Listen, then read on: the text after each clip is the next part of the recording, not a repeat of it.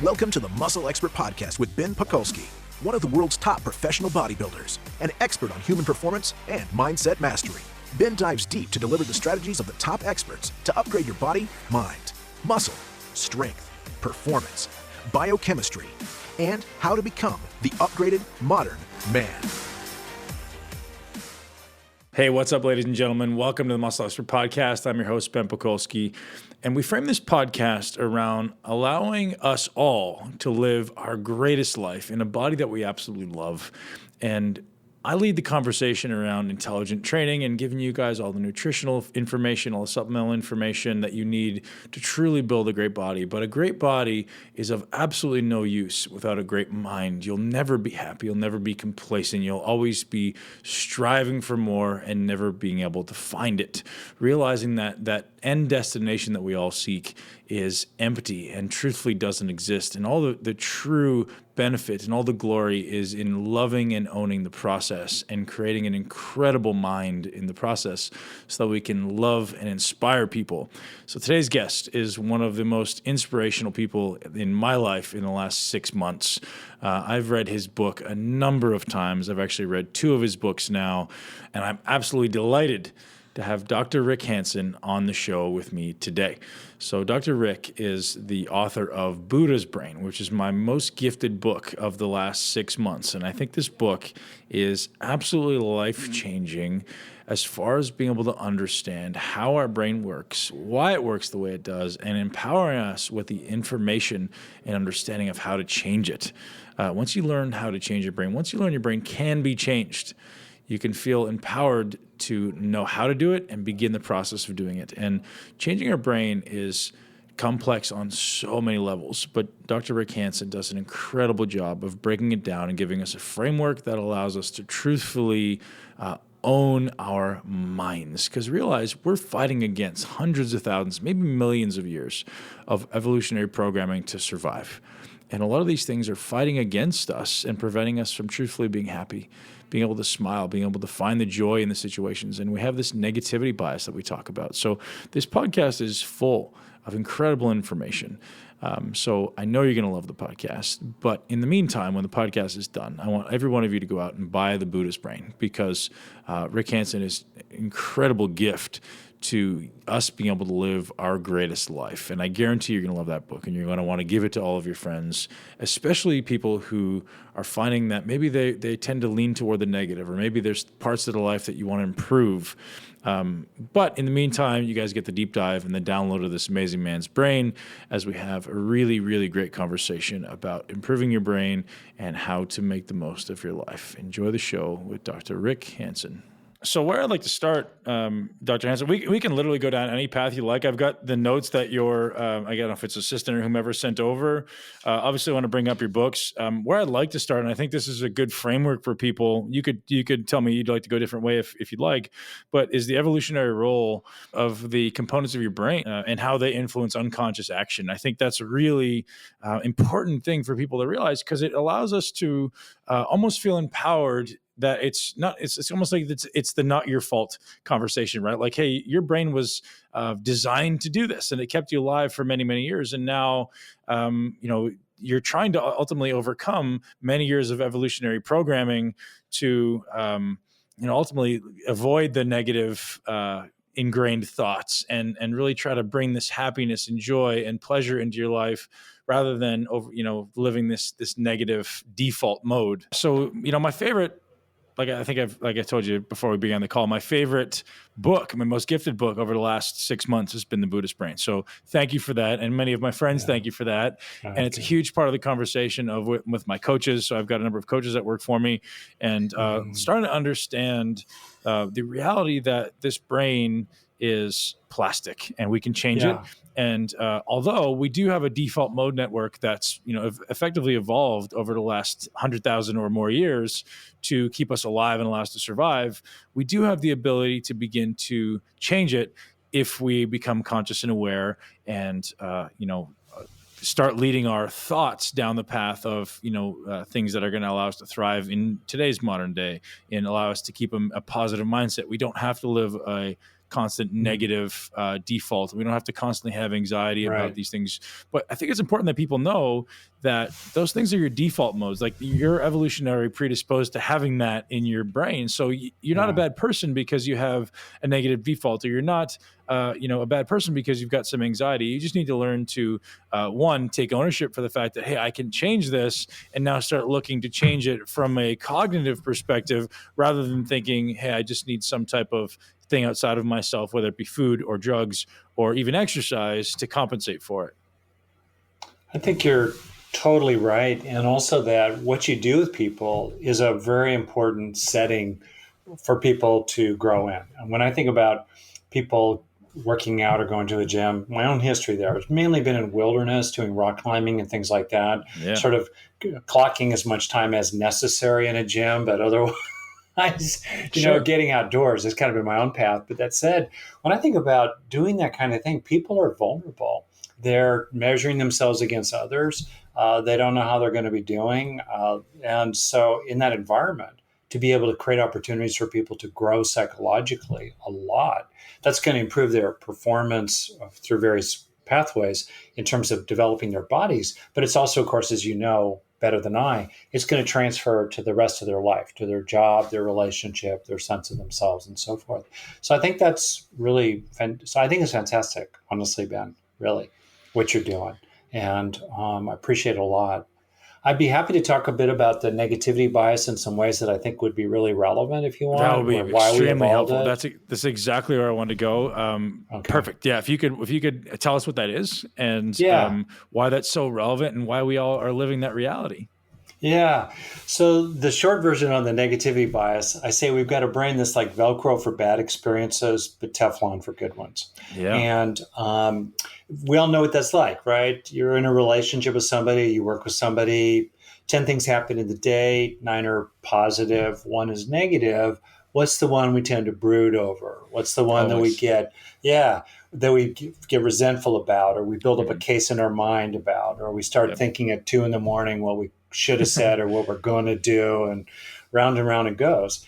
That's the negativity bias at work. And the reason for it is that we are big animals, and we are the result of 3.5, nearly 4 billion years of evolution of life on the planet. That's really pretty extraordinary just to think about it. And during that time, starting around 600 million or so years ago, our ancestors had started to develop nervous systems. So these early jellyfish, and then fish and crabs and lizards, mice, monkeys, and human beings, over that long, long run, had to basically do 2 things. They had to avoid sticks, as it were, like predators and natural hazards and aggression inside their band or between other bands. They had to avoid sticks, but they also had to go get carrots, like food or shelter or mating opportunities. And both are important. But if you think about it, if you don't get a carrot today or a banana, you'll have a chance at one tomorrow. But if you don't avoid that saber-toothed tiger or that angry alpha male in your band, no more carrots forever. So naturally then, the brain today does these 5 fundamental things routinely. Scans for bad news, overfocuses upon it, overreacts to it, fast tracks the whole package into memory, once burned, twice shy. And then 5th, the brain gradually gets sensitized to that negative experience through the stress hormone cortisol, which goes up into your brain and overstimulates the amygdala, which is the alarm bell of the brain. And cortisol weakens the part of the brain called the hippocampus that calms down the amygdala and puts things in perspective. This creates a vicious cycle. Experiences of stress today, including minor irritation or being trapped in traffic while you're late to a meeting, or squabbling with your partner, or feeling isolated and lonely. Loneliness is quite stressful. Or feeling frustrated that you're not able to get something done like you wanted to get it done. That releases cortisol, goes up into the brain, and makes us just a little more sensitive, a little more vulnerable to upsetting, irritating, anxiety-provoking experiences tomorrow, which makes us even more vulnerable the day after that. This is Mother Nature's plan. It's by design. It was really, really effective. I can get into any of the details you might want about it. But the net of it is that, in effect, we have this well-designed learning disability. We all do. We're walking around with this bias that's really useful if you're living in a combat zone or in Jurassic Park, or you're growing up in what feels like a combat zone, maybe in poverty or in an abusive family environment. Maybe in some ways the negativity bias is helpful. But for most people today, in most minutes and most lives and most relationships, it creates so much unnecessary suffering and so much unnecessary conflict between people. What do you feel the first step is? I would say at some point in basically everyone's life, we've dealt with, some degree of anxiety and obviously massive amounts of stress. Most people, when they're children, probably attach to the story that they had some degree of stressful childhood. Whether or not it's true, it's your perception of it. And hey, I was very, very stressed as a child. And now I realize I've got this negativity bias, and I'd like to start shifting because I'm becoming conscious and I'm realizing I don't want to live that life anymore. I hate the fact that I'm modeling whomever has come before me, and I want to start living a conscious life that allows me to have a positive framing rather than a negative one. What do you feel like the first step to start taking is to make that change? Yeah, I'll say 4 things, actually, but they'll be quick. Perfect. The first step, no worries at all. The first step is to notice, I'll say it differently. The first step is to deal with the real crud in your life. Okay. In other words, actually, if we cope, if we look for a better job, if we find a different partner, if we move to this degree we can out of our neighborhood, if we address things about our own bodies that we don't feel good about, if we feel stuck in some kind of situation, take action as best you can. If you're worried about money, take action as best you can. I'm not trying to be pie in the sky here. I'm actually saying, hey, be realistic and deal with things. I think a lot of people spin out into negative rumination because they're not dealing with things. So first and foremost, deal with real things. Second, don't marinate in the negative. Be irritated as long as you need to be irritated. Be worried as long as you need to be worried. Be sad in a natural way. Let those feelings flow through you, but don't marinate in them, because as soon as you start marinating in them, you internalize them. As you said at the beginning, the brain is plastic. Much as bodies are plastic, if you work them in different ways, for better or worse, the brain is plastic in that same sense. It's actually changed physically, as you know, by the experiences we're having, especially negative ones. So if you're looping in irritated arguments with other people, or self-criticism, or just kind of being stuck in a worry of some kind, that's really bad for you. So as soon as you can, don't fuel them. Step out of them. Don't chase them. Don't follow them. Don't put gasoline on that fire. That's the second thing to do. That was one of the best things that I got from the Buddha's brain was, that you talk about that second response, and you give some great examples in the book, like somebody cuts you off or you drop something on your toe. The actual initial event is never the problem. It's always your response to it and your negative bias that just gets angry about it, and then you ruminate it for hours on end oftentimes, right? And that's always seems to always be the problem. And if people can just remove that, and I love the idea of one of my favorite terms that I use every day of my life now is equanimity. One of the chapters of Buddha's brain is being, unfazed by the external stimulus in your life. So something great happens. Well, awesome. That I observe it and I let it go. And something negative happens, I observe it and I let it go. And that seems to be, correct me if I'm wrong, but that seems to be the first step in getting rid of this second phase in this responsive reaction to stress. I think you're totally right. That's been, for me, it's like a shock absorber, kind of a buffer. In other words, it's normal to be irritated or hurt or to feel let down or to have physical pain. That's a normal response. But as you're getting at, the problem comes when we start getting into it. We start piling on. And that's when we really get in trouble. And then you get the cortisol that goes up, and it sends you down that path of being more sensitive to all those additional stresses, right? I know. In a vicious cycle. That's why I wanted to really name the third thing. Yeah. Exercise.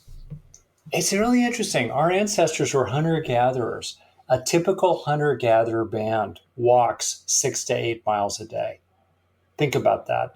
Minimum, yeah. Our animal ancestors they would get upset about stuff. They'd get stressed. Cortisol would be released, but then they would metabolize it through physical activity. Yep. Yeah, but now we get irritated and we just sit in our chair or our cubicle or our Sitting car. in the car. Yeah. Or look, or flick through our phone, writing angry texts to other people. And Right. that's not clearing cortisol. So that's a third way to actually clear out the negativity bias. Clear cortisol through physical activity. Find your activity, do it, but do it regularly. Think about 6 to 8 miles a day. Very few people are moving that much today. And today's podcast is brought to you by ATP Labs. We've just released a brand new product that you guys are going to love. It's called MyoPrime.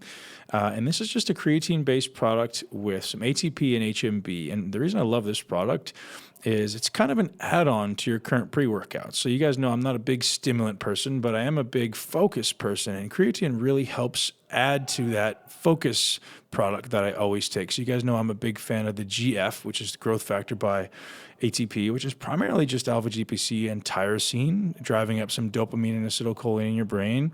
But if you want to add the pump factor and the cellular energy to that so that you can have the fuel you need to fuel your workouts, then I highly suggest you add MyoPrime. And if you think I'm cool, I think you're cool too. So if you use the code BEN10, BEN and the number 10, 10, you get 10% off this month only.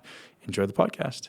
And then the fourth thing, as you know, from my work, I just think it's critically important to take in the good, to look for those little opportunities as you go through your day, to register legitimate, good experiences, and then help them sink in as the primary way to grow strengths inside, psychological strengths. Like, to be really honest, just getting on this call with you, I didn't quite know what to expect. As soon as I see you, you're not the normal person who interviews me. And to see this burly, buff guy who actually appreciates my work and wants to talk with me, I'm going to take this in. This one's going to stick with me. And I appreciate it. And I just think we have other opportunities like that as we go through our day to register beneficial experiences, help them sink in, stay with them that extra breath or two or three or longer that really wires them in.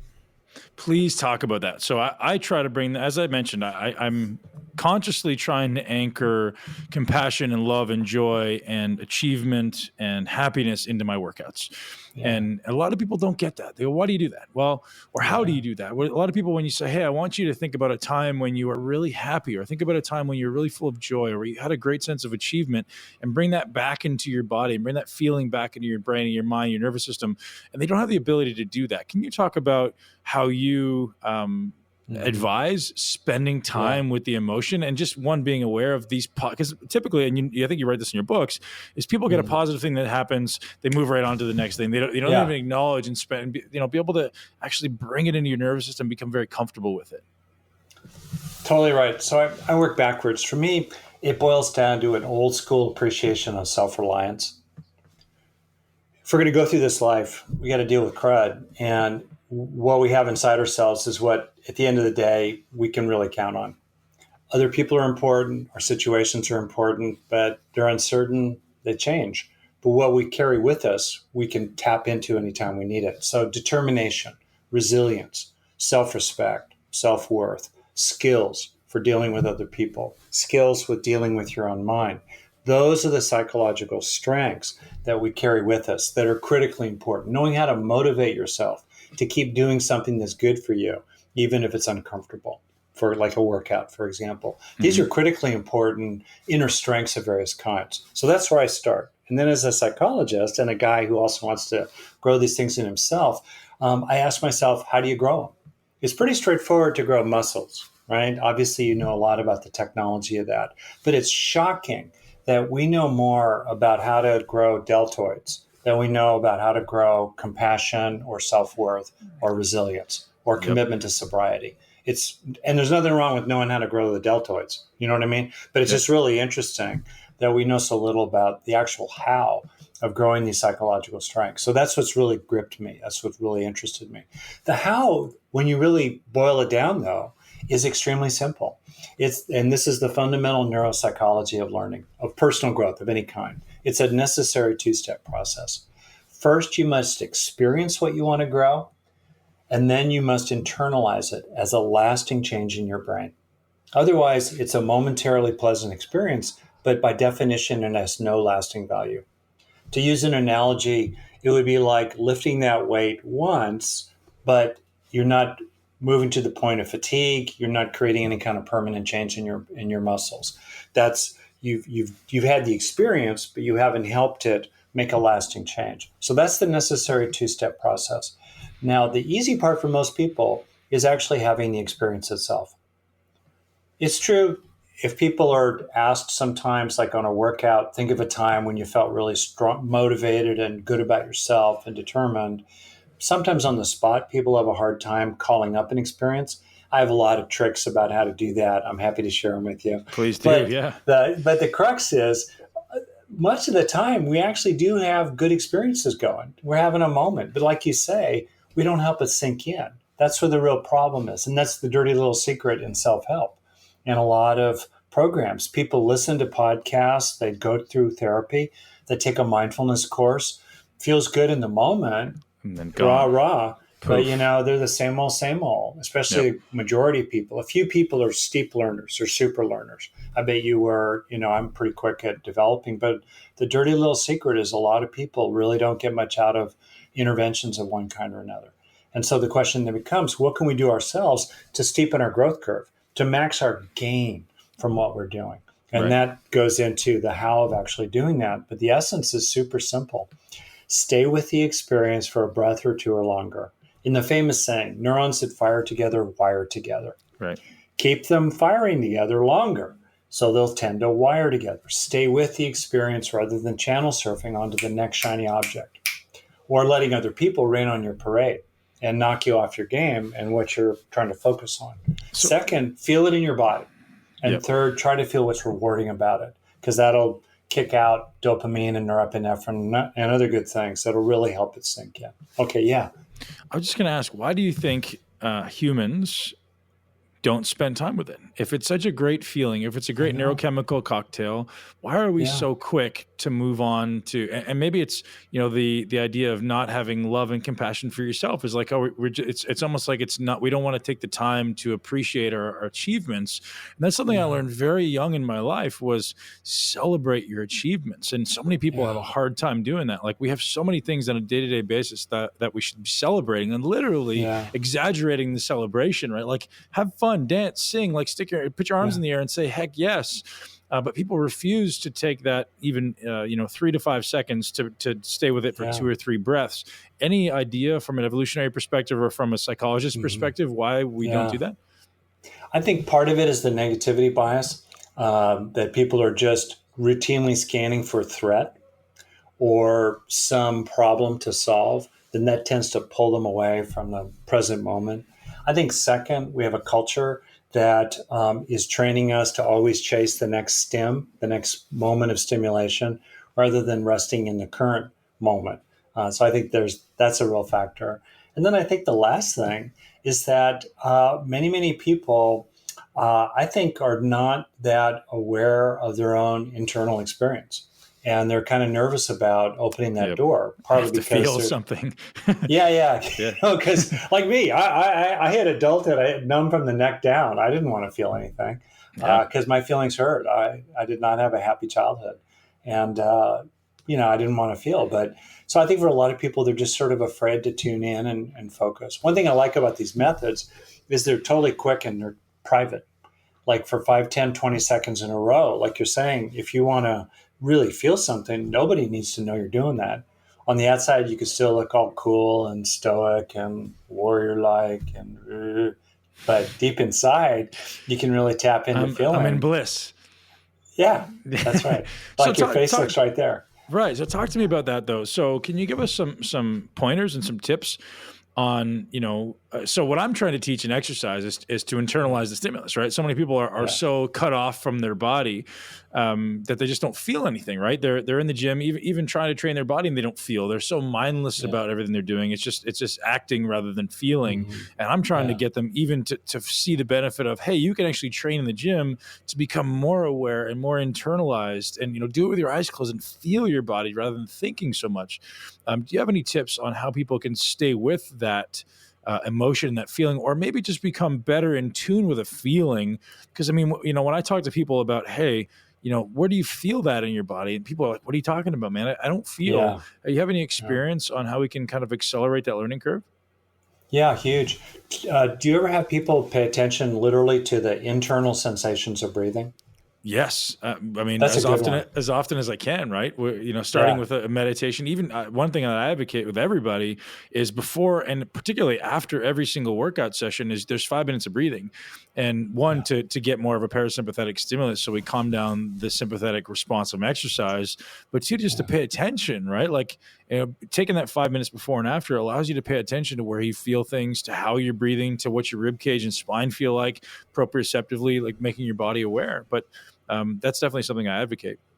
Oh, 100%. Then you're already doing it. So you're just using the language of proprioception, interoception, even, people really, really tapping the internal state of their body. I find with people who would seem otherwise totally in their head, like corporate analytic executive types, totally in their head, they can be aware of the fact that as they inhale, the rib cage expands. You have to help them initially, kind of, as you know, sustain attention to it.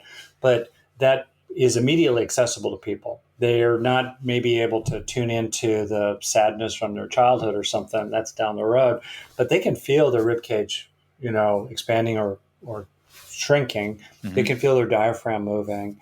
And that, you may know, engages the insula, a key organ on the inside of the temporal lobes, both sides of the brain, a key region actually, that's very involved in interoception. And with training, there's research that shows that cortical layers actually in the insula get thicker.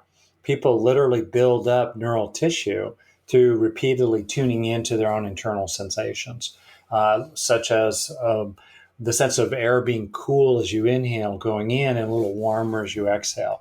And with practice, actually, really neat finding. This is one of the neat findings in neuroscience. As people train in interoception, tuning into their internal bodily states, they get two bonus benefits. One, they become more aware of their own emotional states because sensation and emotion are so closely related. And they also, as the second bonus, can become more empathic toward the feelings of other people, tuning into their states of mind. So which helps you whether you're a salesman or a husband, a parent, or in any kind of relationship. It's really useful to be able to be more empathic for other people. And it starts with being more empathic for yourself. Sure. I think acknowledging that you have feelings is step one, right? Yeah. And acknowledging that it's okay. And I love some of the stuff you talk about, just the idea of acknowledge your feelings and don't judge them. Like, just be like, hey, they're there, and stay with them for a while and realize that they're there for a reason, and maybe being grateful for them even. And then, okay, well, now how do I move on with my life? You don't have to place a negative association and negative attachment to things just because you feel it in your body.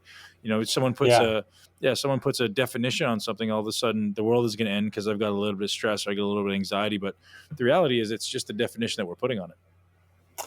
That's very interesting. You probably know this new stuff that if people are going through intense experiences, if they label them as stressful, that wears down their performance. But if they simply label them as more like excitement or challenge or intensity, enthusiasm, then they don't wear themselves down so much. And the only difference is how they label it. It's just awareness, that's the way I like to label it, is like, hey, I'm grateful for every opportunity. The biggest obstacle is just my body's bringing awareness to saying, hey, I need to do something about this. I say thank you. And then it typically dissipates, right? Like, this is my body letting me know that I should probably do something about this. Like you said, the first thing you got to do is take action. And then once I take action, this thing starts to disappear. You're like, oh, I feel good about this now. And I've just brought in a positive feeling into my mind because I took action on something rather than stewing with, and ruminating on the negative feelings. Yeah, that's really great.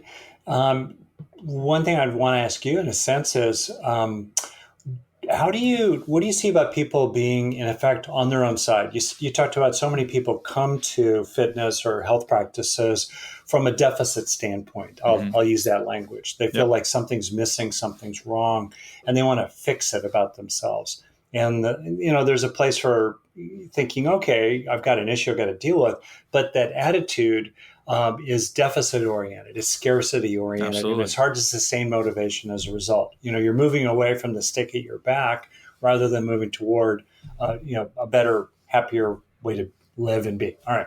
Then there's this sense of people being really on their own side, having a sense of, I call it self-guidance rather than self-criticism, self-nurturance rather than self-attacking. They're Right. building themselves up rather than tearing themselves down.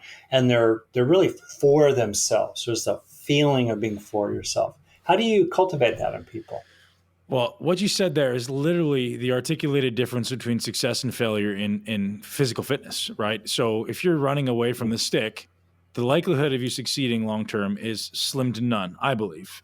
Whereas if you're running toward the carrot, to use your terms, your likelihood of succeeding goes substantially up. How do I try to indoctrinate that into people's mind? Finding their purpose. That's the only true way that I've been able to allow people to excel and succeed is if you get down to them understanding their why. And a lot of people's why, unfortunately, is pain, right? Is running away from pain. And you have to find, okay, getting into the question of, well, okay, what will it bring you to change this? And just trying to get their perspective changed a bit rather than, hey, I want to run away. I don't want to be fat. Most people, I don't want to be fat anymore. Yeah. No, you don't want to be fat anymore. You want to be, it's not that you don't want to be fat because that's the wrong articulation. It's like, no, I want to be lean or I want to be healthy. It's just, running toward the carrot rather than running away from being fat. And as soon as you switch that articulation in their mind, they go, oh yeah, that makes, it's kind of like, saying, I no longer want to be poor versus I want to be rich, right? Yeah. Like that's a very different perspective, and it's just a slight different iteration. So just finding what someone's purpose is and then allowing them to switch to the conversation they're having in their mind. That's really great. One thing I've found too related to that is this feeling that people, or attitude really, or stance, that they know what it's like for other people. Like I've been in a lot of situations in wilderness and also in business where what was there for me was a strong sense of loyalty to others. I was going to come through for them. I was going to be, I'm for them. We're not going to be defeated. We're not going to go down the drain as a team, as a group. It's not going to happen. So then you think about what is it like to apply that attitude to yourself? And it has that quality for me that's both a kind of moral quality, sort of like principled, like it's not fair that bad things happen. I want to stand against them. But it also has a warm-hearted quality to it, like a brotherhood or sisterhood quality, like we're together here, a teammate quality that feels more emotional and more nurturing and more encouraging. And for me, mobilizing that stance, that feeling, and the feeling of it in the body, even knowing what it's like to be on your own side, to be for yourself, to me is a really useful factor in terms of sustaining any kind of thing that's challenging, like consistently working out or staying sober or speaking up at your boss or asking someone to marry you, et cetera. What do you think about that attitude of being on your own side, like you would be for others? Well, that was the greatest area of interest for me. As I said, I've picked up your book, Resilience, and I've read probably the first 6 chapters, I think. But the only reason I didn't get through the whole book was because I read the chapter on compassion 6 times. So, well, truthfully, I grew up. I mean, it's true. Everyone's including self-compassion. Yeah. So everyone's got stories about their youth, right? And I realized that no matter how poor you thought your youth was, it's just your perspective. It's just your perception that you chose to take. And I have a story about my youth that it was stressful and traumatic, and I felt unloved, and I felt isolated, and I had resentment toward people. Ultimately, whether or not it's true, I realize now it doesn't matter. It's just a story I tell myself to allow myself to get through what I need to get through as a child. But what I realized, what I don't have from youth is the ability to be compassionate. So around 7 or 8 years old, my articulation was this. I was basically said, hey, you're going to do it all by yourself. I had no help. I mean, this is the story I tell myself. Whether I had some help, but I basically became completely self-sufficient and completely independent. So now, as people around, like I basically stuck 2 middle fingers to the world and said I'm doing it myself. So now when people come to me and say, hey man, I'm having a really hard time with this, my response is, so do it yourself. Or that's my unconscious response, because that's how I've always thought that, hey, that's what you need to do to get through life. You need to struggle. You need to figure out yourself. So I spent so much time with that chapter because I'm like, hey, I need to understand that it's okay to help people. It's okay to be compassionate. It's okay if somebody shows a little bit of quote unquote weakness, because they don't know how to do something. Just, and so I don't have compassion for myself because that's how I've lived my life. And the reason I chose bodybuilding unconsciously was because I probably wanted to punish myself at some level, and had no compassion for myself, right? Like I always felt that everything I did was inadequate and I was weak and I need to make myself really strong and build this armor on the outside.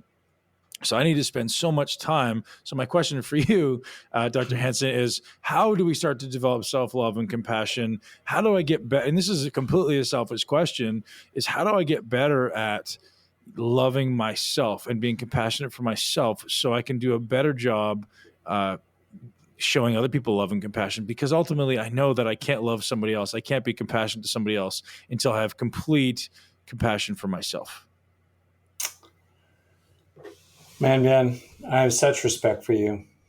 Period. I've been around the block. I've seen a million people. And partly because I've done a lot of intense things, I've seen people who were very courageous when it came to their physical bodies, warriors, soldiers, fighters of different kinds, and people being willing to do extreme sports. But they lacked interpersonal courage and they lacked personal courage. My kids have given me a gift because because I had no parenting as a child, or at least, that's a story I tell myself. I insisted on being an incredible parent, and I spend all my time and as much time as I can with them, and as much time as I'm not with them, I research on how to be a better person and a better parent. So that they've been my blessing. That's really great. The chapter on intimacy, which you haven't gotten to yet, is about attachment theory. And you will just see so much about it that's relevant for raising kids and the ways in which, just like you said, we repair things inside ourselves by being a better parent. And you'll relate to that part. So like I'm saying, total tip of the hat to you for courage, interpersonal courage, and inside yourself courage. And to me, that's the kind of courage we're really talking about here. So the how to do it. Good news, Mother Nature's on your side. We're very sociable monkeys. Yeah. We're kind of naturally loving apes. And deep down in everyone's nature, certainly a normal brain, is naturally empathic and supportive of other people. I mean, I certainly experience your support here. I can see that intact capacity inside. So it's really helpful to appreciate for everybody, even if you were like me, like I was like Mr. Spock when I landed in adulthood. I was so cold inside. I'm right there with you. We're mirror images of each other. Yeah. All right. Well, you're a little bigger than I am, but anyway, so I'd like to be. There's apparently a gene that's associated with empathy, and I don't have it. I don't believe that. No, it's a true story. There's a gene that's associated with empathy, and I've got a double knockout for that gene. So I just kind of said, "Oh, well, I don't have the gene for it." And I was like, and then you realize, like, no, man, you can train anything, right? You may have a gene to be fat, but it doesn't mean you have to be fat because you have that gene. It's just you not taking ownership for your life, right? So as soon as I learned about that gene, I blew it off for a few minutes, and I was like, no, that's not me. Now I must, because I don't have this gene, if it does truly exist. I must overcome my lack of innate empathy.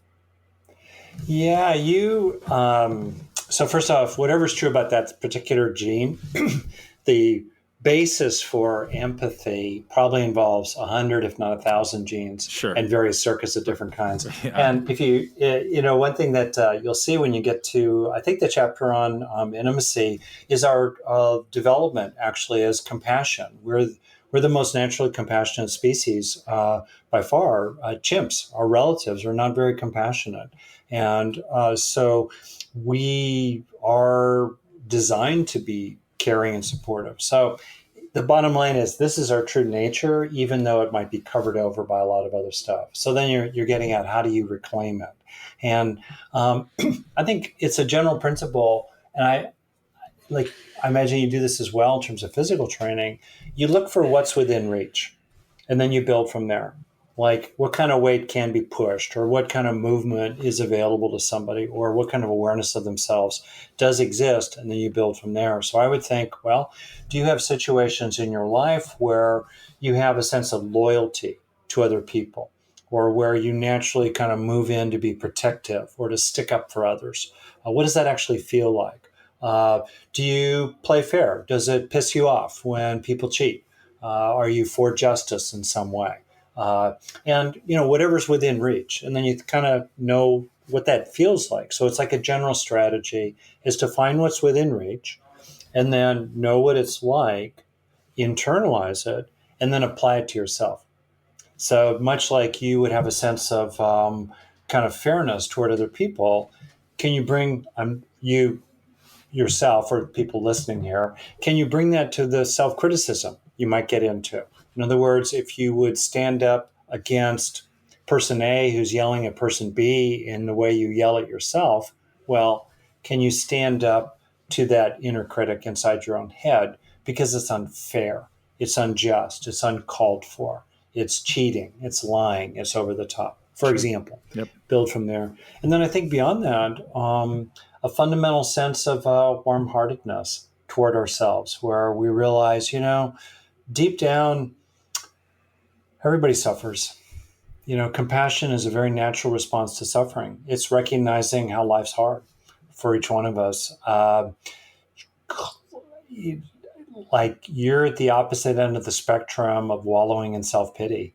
And I think for everybody I ever met, I grew up in LA, so I met a few who were wallowing in self-pity. I've met 1,000 other people who were hard on themselves and did not really respect the fact that life had treated them badly. And they therefore should correct and be more kind to themselves, more nurturing toward themselves. And also it's helpful, I'll finish on this point, to realize that self-compassion makes people tougher. It doesn't make them weaker. And actually they've shown that, for example, Marines going into combat, dealing with horrible situations, are less vulnerable to PTSD. They're more able to come through what they've gone through if they're more able to have a sense of compassion for themselves, a recognition of, yeah, this totally sucks. This is the serious craps. And of course it feels horrible. And then they keep going. Self-compassion is where we start. It's not where we end. And also last, research shows that when people are able to be compassionate toward themselves and kind of supportive toward themselves, they actually don't sit on their butt and drink Mai Tais all day long. They become more ambitious because they're more willing to take risks. They're more willing to dream big dreams because they have inner strengths that they can draw upon to stand up against the inner critic that's really tearing them down. And people who sustain, especially over the marathon of a long career, the highest levels of ambition and aspiration typically have a significant amount of genuine self-compassion as well. I think a lot of people, that I meet in the fitness industry are just typically the people that beat themselves up. They don't give themselves any credit for anything. They're always looking at themselves as their own worst critic. And, I lived that life for a really long time as a bodybuilder. I'd walk off stage and people were like, "Oh, don't you want some feedback?" I'd be like, "Nope, I already know exactly what I've done wrong. I've assessed it 10 times more than anybody else has. I'm always my own worst critic." And that was honestly the irony of life. Is I always say that your greatest blessing is also your biggest curse. So for me, the reason I was successful in bodybuilding was because I was my own worst critic. And, it's the irony, right? It's always, it's unfortunate and fortunate at the same time. And if you can learn to not judge it, like you say with the term equanimity, which is my new favorite term, and just accept it for what it is, it makes things a lot less painful. I think you don't have to suffer with the fact that, hey, I'm judging myself. Now you just go, oh, it's just an observation. I need to make that better. Or I want to improve this aspect of my life or this aspect of my relationship or whatever it is. And now go objectively do it.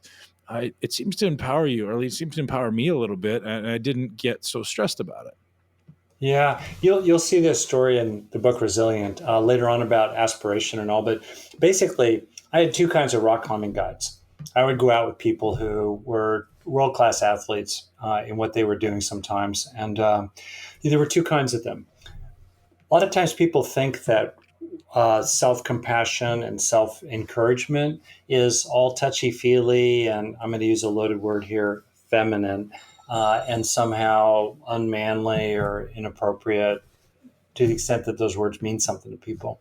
And it's really important to appreciate that what we're talking about is a kind of encouragement that is supportive and sustainable and builds us up rather than tearing us down.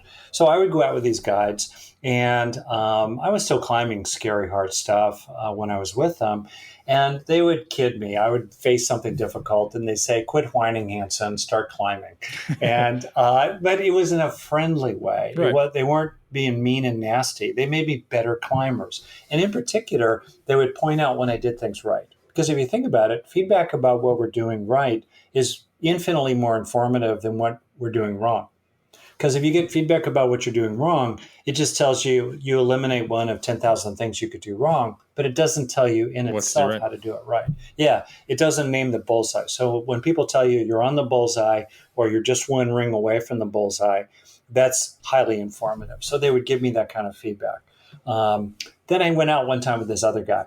He was a world-class climber. I think he was hungover. Maybe he just had a bad attitude. I don't know what it was, but he was a total jerk.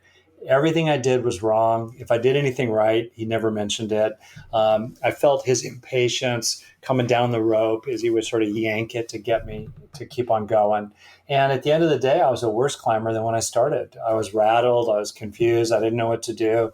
I was preoccupied with, self-criticism. He didn't build me up. He tore me down. And that's the difference right there. The style can be appropriate to a person's nature and the kind of thing you're doing. It doesn't necessarily mean it's a fairy godmother saying, "Oh, little sweetie, little sweetie, little sweetie." No, it can have a toughness to it, Right. like a stern but fair coach. But that's totally different from the kind of harsh, self-loathing, self-critical, demeaning internalization of all those voices and assholes we dealt with when we were young. That's really different. There's so much beauty in what you just said right there. And I've never even thought about it that way, because we all know, positive reinforcement works better than negative reinforcement as far as teaching things. But the simple reality is that if you're just saying one thing, what not to do, it's one of the 10 million things or any arbitrary number of things not to do. But as soon as you tell me what to do, now I'm moving closer to that bullseye. And that's just the simplest, most beautiful articulation that makes so much sense. I think it's important for people to start, particularly speaking to my demographic, stop and realize what you've done right today. What have you done well in this workout? What have you done well in this day? And place your focus on that and go, hey, give myself, a check mark or give myself a fist bump. And that's one thing I've started doing at the end of my day is I'll actually write down the 3 to 5 things that I did today that went really, really well. And it's a great framing to go to sleep, right? Most people are going to sleep worrying about the things that they can't, or that haven't got done, or that they're stressed about for the next day. But if I bring back into my memory and into my physiology the 5 things that went really, really well today, that I did really, really well, all of a sudden my neurochemistry changes, my state changes, and I'm able to go to bed feeling a sense of achievement rather than a sense of resentment or negativity about or stress about what I have to do the next day. Yeah. One thing that's really struck me, I laugh, I say I'm at early, late middle age. But anyway, I've had a long career now and I'm looking back on it, and I'm looking around at the whole world really of performance, self-help, positive development and so forth. And I honestly think a lot of what people think is true is absolutely dead wrong. It's the actual opposite of what's true. And pain, for example, most pain has no gain. People say, "Oh, it's pain that makes you stronger." Well, pain typically makes you weaker. If pain does make you stronger, it's because something must be present in addition to the pain. Otherwise, it's just pain, which tears you down. If people are going to perform at a high level and become tougher themselves, they need to do what you said right there. They need to recognize what's good in themselves and how they are actually getting it right. And then on the basis of that, all right, wake up the next morning and do it even better. That's the truth of things. Mm-hmm. It's not by being hard on yourself or just marinating in crappy experiences. It's actually being good to yourself and marinating in typically emotionally positive experiences, that we become stronger, and we perform at a higher level. So this is kind of changing gears a little bit and almost going backwards, but I really want to talk about the concept that you've introduced in Buddha's brain, the neuroaxis, because I think it's a really important framing that people start to understand the idea of working from the inside out or the outside in. So, I'll let you articulate the four different parts of the brain and how typically most people, I don't know if that's an overstatement or overgeneralization. Most people work from the inside out, with our objective working from the outside in. That's interesting. That's very cool. Yeah. Let me just take you through the brain really fast. There you go. Yeah. It's the brain's trippy. Right. It is so cool. So many scientists think it's the most complex physical object known in the universe. Like, whoa, more complicated than a star, more complicated than the global economy. It's got 1.1 trillion cells, about 100 billion neurons. We've got as many neurons as there are stars in the Milky Way galaxy. Yep. Wow.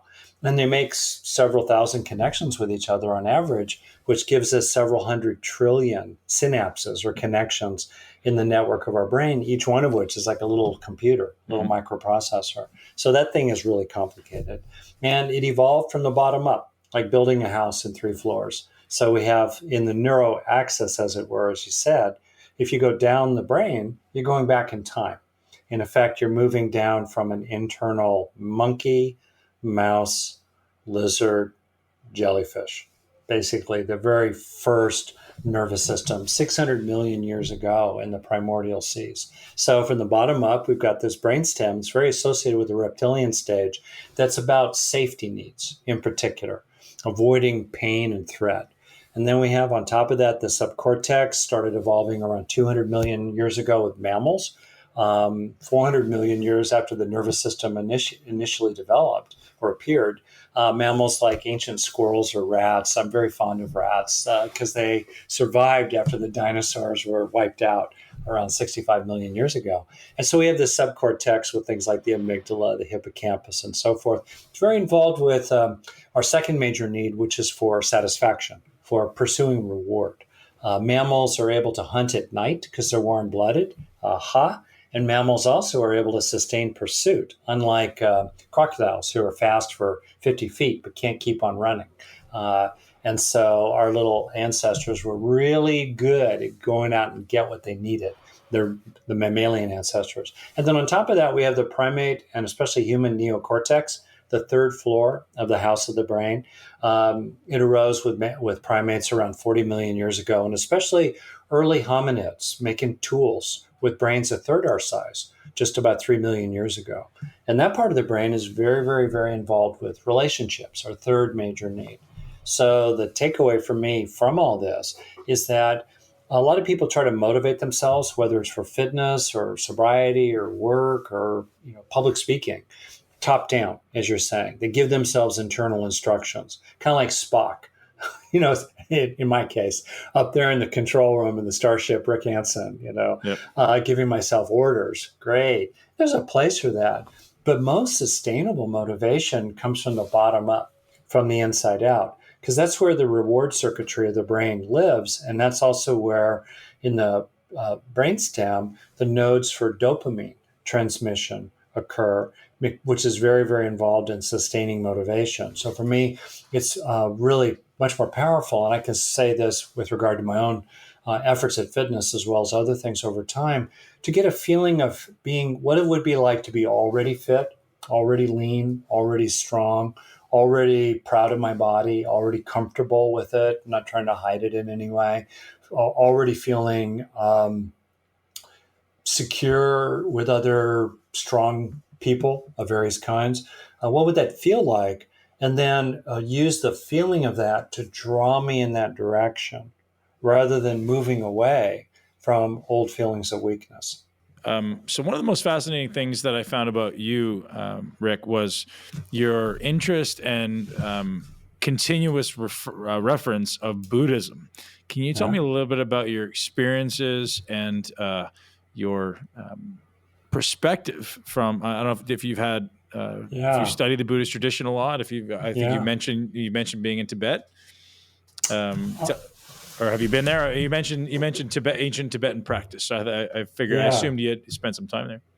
Yeah, never been to Tibet. I'm about to go traveling in India in a few months, so I'm really looking forward to that. Uh, for me, basically, it started out, I had a deep interest as a kid in why were people unhappy? There seemed like a lot of unhappy people, including me. We Why am I we unhappy? we lived a parallel Yeah, existence. yeah, that's exactly right. And we had a similar interest to try to figure it out, including, taking care of ourselves and then trying to help other people. Yeah. So that drew me into psychology, but it also drew me into the wisdom traditions, who seem to have people who are super dedicated, much like, say, a person could be dedicated to physical training, they're dedicated to mental training. And now people like that are actually called by scientists the Olympic athletes of mental training because they're able to do stuff with their brains that has never been recorded before, just through uh, meditative training of different kinds. So when I came across Buddhism, the basic description of it just cut through a lot of clouds and seemed completely true to me. Uh, Basically, that everything changes. Our experiences, especially, keep changing. And if we cling to them or start craving in relationship to them, we're going to suffer more and we're going to create suffering for other people.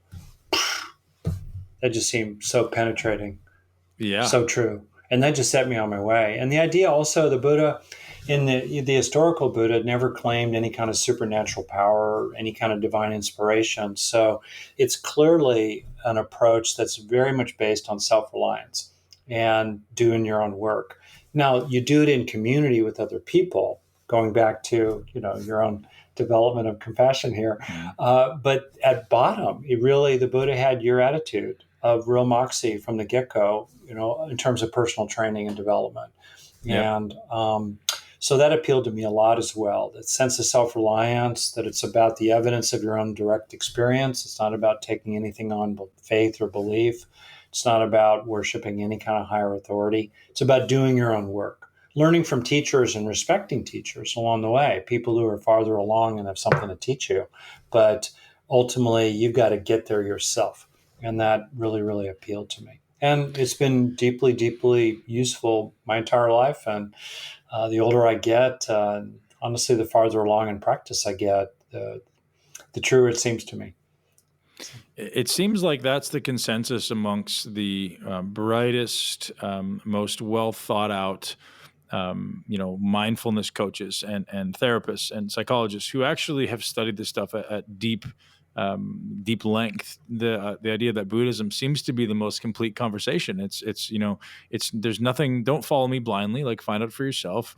And the thing that I loved that you brought up in Resilient, I think you brought up in Buddha's brain too, is the idea of inclusion. And tell me about that, because I think that there's so much beauty in that, and I think that's ultimately what we are all striving for. And you've mentioned it briefly, but tell me a little bit more about the idea of inclusion. Yeah. I see so many people that are divided internally.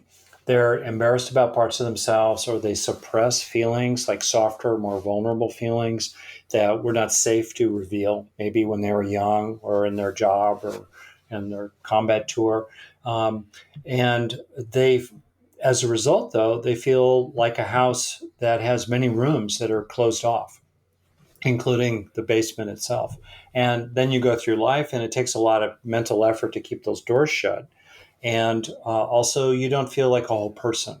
Plus, the crud that we lock away gets all stinky and rotten and smelly, and eventually starts coming back up again. The mind is not like a flush toilet. It's more like a septic tank, and that stuff sticks around. So it's then important to kind of help yourself build up resources inside, like mindfulness or self-compassion or feeling cared about by other people, so that you're gradually willing to open those doors. It reminds me of one of the most terrifying things I ever did in my entire life was when I was about 8 years old and convinced there was a flesh-eating monster under my bed. After freaking out all night, I just said, "What the heck? Eat my face if you're there." And I leaned over and looked under the bed. All right. That takes a lot of guts when you're 8 years old and you have an anxious temperament like I do. And so, and a big imagination, active imagination. So my point is to be able to look under, to look into, that takes a lot of intra internal personal courage. And to me, it's therefore very, very honorable to open the doors to all the rooms of our house and include everything there. And as we do, the Buddha had two great insights, really, in a way. One is that you realize that the contents of those rooms, the crud that you're gradually including, is normal, it's human. We share a common humanity with other people who, if I can use a technical psychiatric term, we're all fucked up. So it's normal. It's okay. Yeah. You just kind of include it. And the other thing, his really profound insight was to not just look at the content of experiences, like what's floating along in the stream of consciousness or what's coming out of these rooms we've locked away, but rather what's the nature of all experiences as impermanent, compounded, dependently arising, and empty of any sort of absolute solidity. They exist, but they're not solid. They're more like clouds than bricks. And when you start recognizing the actual obvious fact in your own observation, you can see it directly that all experiences are empty of substantiality, then we don't take them so seriously. And we don't get so caught up in chasing pleasant ones or going to war with unpleasant ones. That's an extremely hard reality to come to terms with, right? Is because we're always grasping for things. And I think bodybuilding offered me this incredible opportunity because as humans, I think particularly men and women may experience this too, but we're always so focused on achievement and attainment, right? We're always so focused on, I want to go out and I'm going to get this, and then I'm going to go out and get this. It's so goal-oriented society. And everyone who's ever achieved and attained anything in their life realizes when you get there, it's not nearly what you thought it was going to be. And it's climbing and ascending this proverbial mountain. And when you get to the top of the mountain, you're expecting this beautiful vista, but you realize you're by yourself, and there's nothing left to enjoy. And I think everyone goes through that reality of trying to accumulate, whether it be money or muscle or whatever it is, things. And you get there and you go, oh, it's empty. So you start descending the mountain again, right? You start going back down and going, okay, well, the journey was the part up, and that's really what a true amazing benefit happened, or the amazing part of this was the ascension of this thing, not the achievement of this thing. And there's a lot to be learned in that conversation. So if you wanted to, in a few minutes or less, convey your greatest teachings to a very wide audience, and you wanted to give them some really, really key takeaways, what would be the most important things you could tell people that wanted to live their greatest life now? I say, number one, stop marinating in the negative. Feel the feeling, recognize the problem, see what to improve in yourself. After the point that it's useful, quit dwelling there. Don't dwell in the negative. There's a traditional saying, your mind takes its shape from what it rests upon. The modern update would be your brain takes its shape from what you keep resting your mind upon. So that would be number one. And that's a big habit for many, many people to break. There's a lot of research that shows that the average person has a wandering mind half the time. Half the time they're just spinning out. And the more they spin out, the more the contents of what they're thinking about or ruminating about is negative.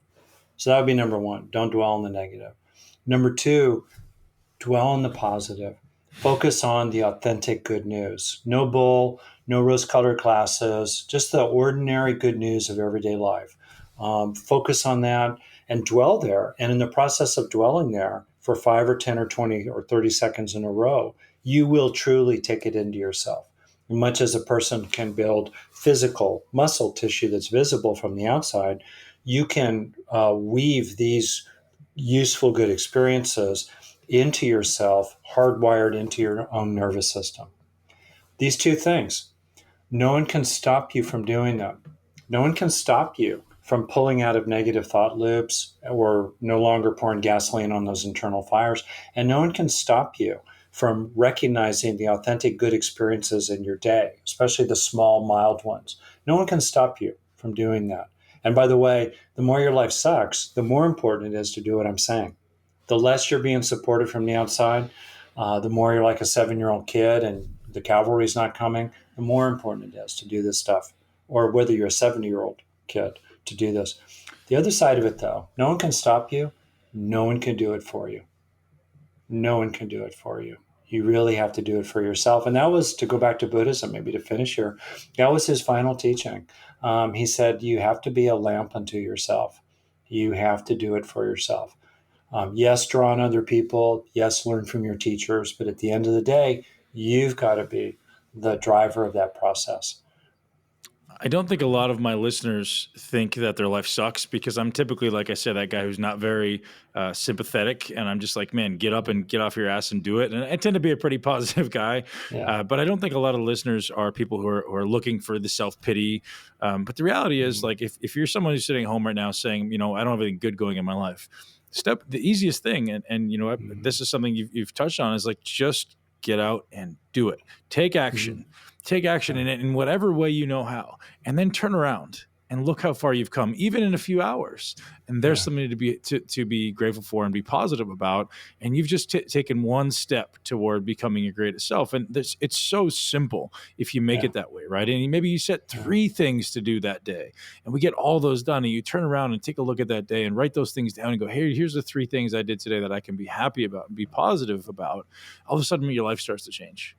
I totally agree with you. And the reason I said the suck part is that sometimes people relate to what you do and what I do, Ben, as basically for middle class people who've really got it together.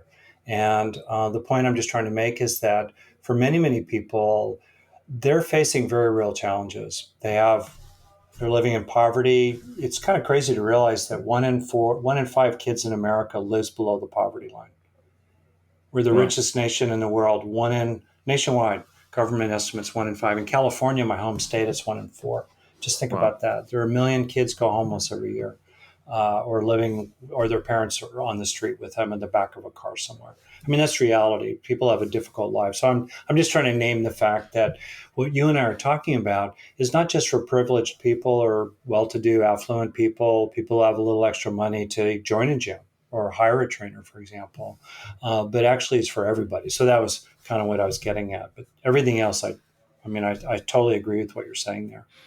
So when I do the podcast, I typically like to save the best for last. And my favorite term that I've gathered from you, and I literally use every day of my life, and I try to teach it to everybody, is equanimity. Can you teach me about that? It's such a fancy term. I think of it as the inner shock absorber, or the difference between, as you spoke about earlier, the Buddha called it the first dart of life. The things happen, they're uncomfortable, they're painful. But then there's the second dart of all our reactions to it. So to use something that for me is very real in my own experience of lifting weights at a gym, especially when you get toward exhaustion and your muscle fatigue, is that it's uncomfortable typically. And so that's the first dart, the actual feeling of pain or discomfort. That's the first dart. But we don't need to add a lot of stuff to it. We don't need to get upset about it. We don't need to get angry with ourselves. We don't have to blame the equipment. We don't have to blame our trainer. We don't have to add all that other stuff to it.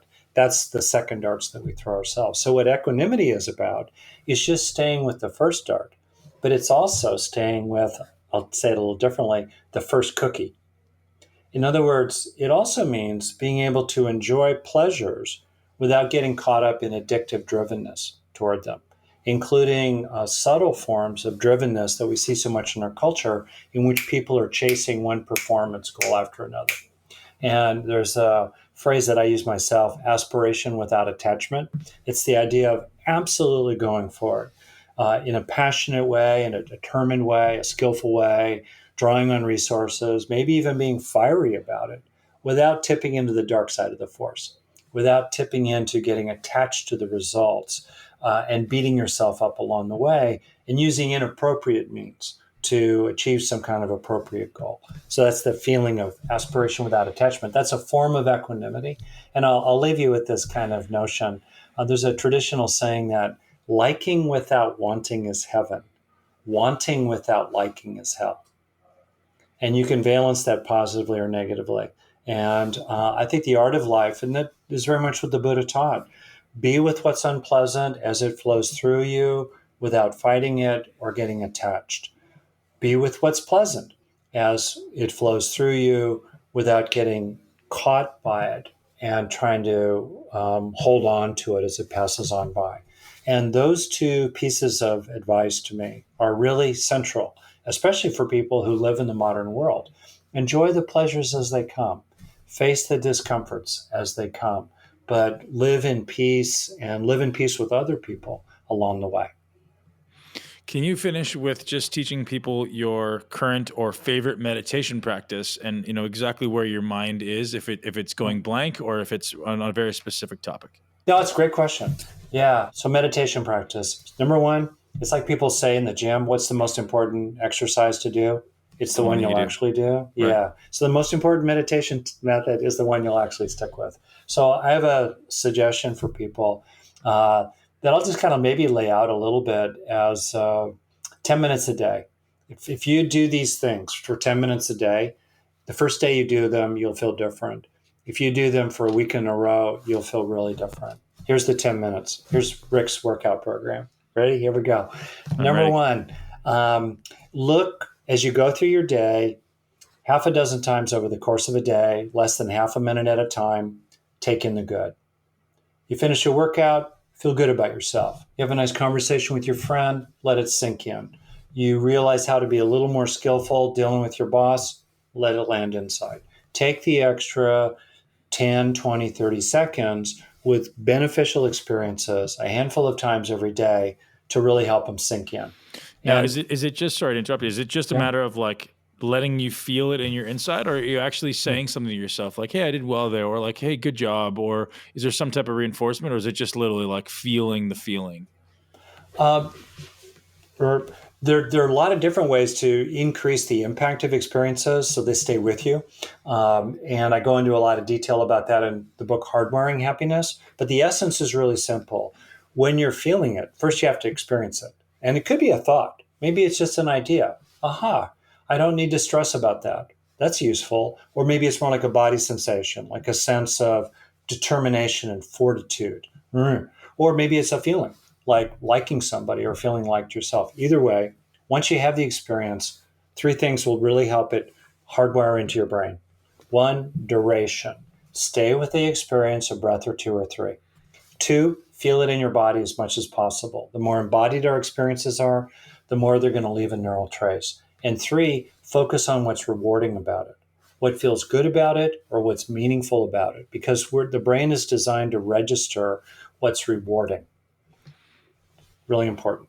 Okay, so those are three things people can do really on the fly, casually, half a dozen times a day for less than half a minute at a time.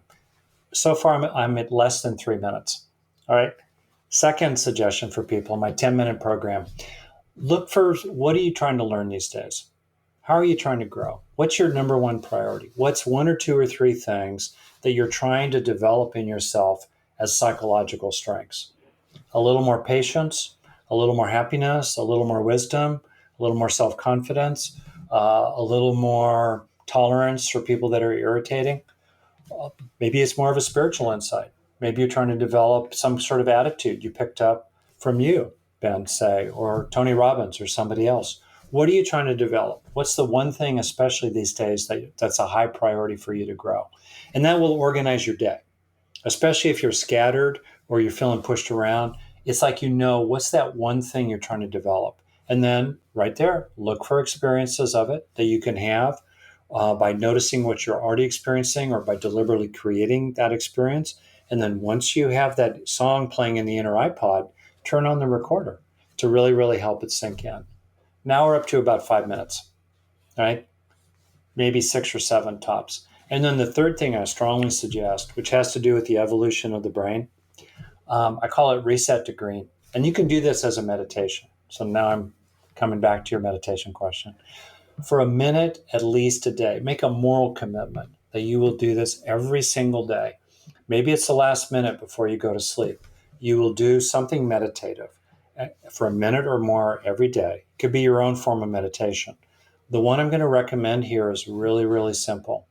Take a few minutes to focus on feeling safe enough, satisfied enough, and connected enough. In other words, without it having to be perfect, you help your ancient reptilian brainstem come out of the red zone of feeling threatened or anxious or angry or helpless.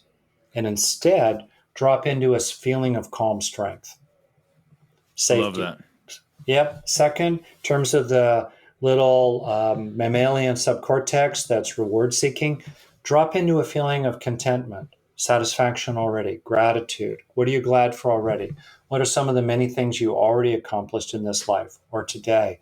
You're not BSing yourself. You're helping your brain reset and feel not frustrated, not addictive, not disappointed, not thwarted, but instead rest in an authentic sense of gratitude and contentment.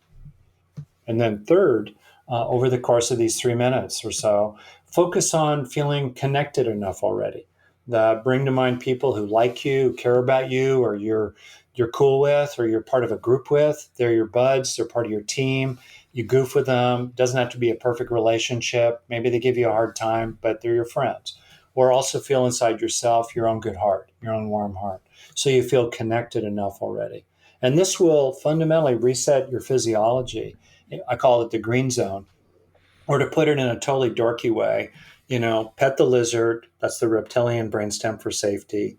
Feed the mouse, that's the mammalian reward satisfaction seeking part of the brain. And hug the monkey. Don't spank the monkey, but hug the monkey, to feel connected. And if you do that, that's a meditation. You can meditate on that. And you will retrain your whole nervous system to build up an unshakable core of resilient well-being inside yourself. That's the basis upon which you meet the challenges of life as they come at you. I just walked through that. That's 10 minutes a day. It looks to me like oxytocin, dopamine, and serotonin. Does that sound about right?